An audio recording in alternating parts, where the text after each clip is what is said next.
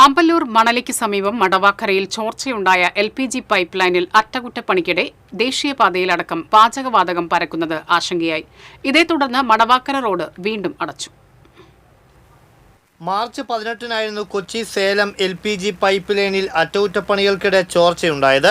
അതിനുശേഷം വൻതോതിൽ പാചകവാതകം പുറത്തേക്ക് ചോർന്നതോടെ ബന്ധപ്പെട്ട അധികൃതർ പൈപ്പ് ലൈനിലെ വാൽവ് അടച്ച് നിയന്ത്രണ നടപടികൾ സ്വീകരിച്ചിരുന്നു. എന്നാൽ അറ്റകുറ്റപ്പണികളുടെ ഭാഗമായി ചോർച്ചയുണ്ടായ ഭാഗത്തേക്ക് വെള്ളം പമ്പ് ചെയ്യുന്നതിനിടെ പൈപ്പിനുള്ളിൽ മുൻപ് തങ്ങി നിന്നിരുന്ന വാതകം ഇപ്പോഴും പുറത്തേക്ക് ചോർന്നുകൊണ്ടിരിക്കുകയാണ്.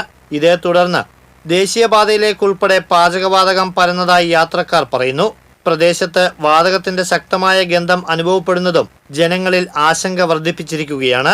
സുരക്ഷാ മുൻകരുതലുകളുടെ ഭാഗമായി മടവാക്കര റോഡ് അടച്ച് അപകടങ്ങൾ ഒഴിവാക്കുന്നതിനായി വാഹനഗതാഗതം നിയന്ത്രിച്ചിരിക്കുകയാണെന്നും അധികൃതർ വ്യക്തമാക്കി. പ്രദേശവാസികൾക്ക് സുരക്ഷ ഉറപ്പാക്കുന്നതിനും ആശങ്ക അകറ്റുന്നതിനുമായി വിദഗ്ധരുടെ മേൽനോട്ടത്തിൽ അറ്റകുറ്റപ്പണികൾ വേഗത്തിൽ പൂർത്തിയാക്കണമെന്നാണ് നാട്ടുകാരുടെ ആവശ്യം. TCV പുതുക്കാട്.